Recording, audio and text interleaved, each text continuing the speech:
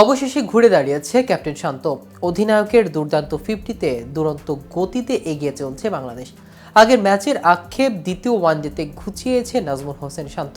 শুরুতেই তামজিদ হাসান তামিমের উইকেট হারায় বাংলাদেশ। এরপর সৌম্য সরকারকে সঙ্গে নিয়ে এগিয়ে গেলেও বেশিক্ষণ সঙ্গ দিতে পারেনি তিনিও।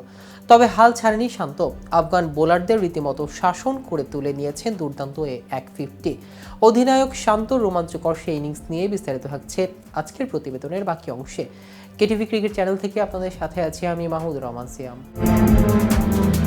সমতায় ফেরার মিশনে শনিবার সিরিজের দ্বিতীয় ওয়ানডেতে আফগানিস্তানের বিপক্ষে টসে জিতে ব্যাট করেছে বাংলাদেশ। এর প্রতিবেদনের লেখা পর্যন্ত 28 ওভারের শেষে 2 উইকেট হারিয়ে টাইগারদের সংগ্রহে এখন 137 রান।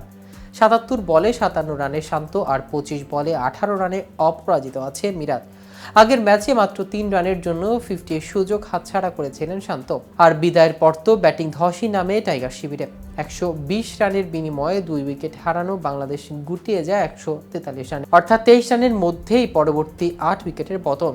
তবে দ্বিতীয় ম্যাচে শক্ত হাতেই দলের হাল ধরেছেন শান্ত। তুলে নিয়েছেন ওয়ানডে ক্যারিয়ারে নিজের নবম 50ও। দলীয় 28 রানে তামজিদ হাসান তামিমের বিদায়ের পর সৌম্যের সঙ্গে গড়িয়েছেন 61 রানের জুটি।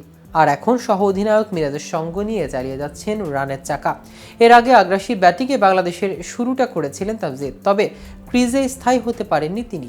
এম গজনফরের ছক্কা হাঁকানোর পরে বলের টাইমিংয়ে গড়বড় করে মিড অনে ধরা পড়েন মোহাম্মদ নবীর হাতে।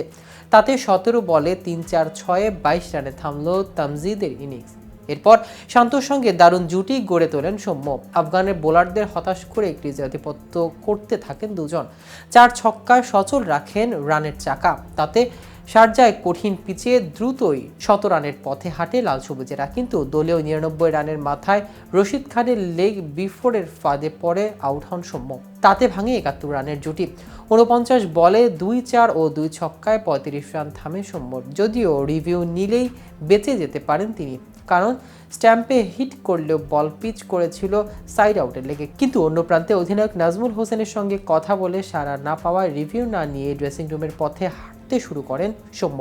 আগের ম্যাচ বিধ্বস্ত হওয়ায় বাংলাদেশে এই ম্যাচ পরিবর্তন এনেছে দুটি। মুশফিকুর রহিমের জায়গায় ঢুকেছে জাকির আলী অনিক। দেশের জার্সিতে 19টি টি20 ও 1টি টেস্ট খেলা এই উইকেট রক্ষকের এবার অভিষেক হলো ওয়ানডেতে। অন্যদিকে রিশাদ হোসেনের জায়গায় একাদশে এসেছেন নাসুম আহমেদ। এই বাঁহাতি সর্বশেষ ওয়ানডে বিশ্বকাপে খেলেছিলেন। 3 ম্যাচের সিরিজে প্রথম ওয়ানডেটি 92 রানের বড় জয়। 1-0 ব্যবধানে এগিয়ে আছে রশিদ নবীরা।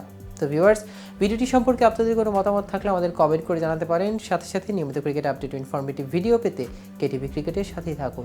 ধন্যবাদ সবাইকে।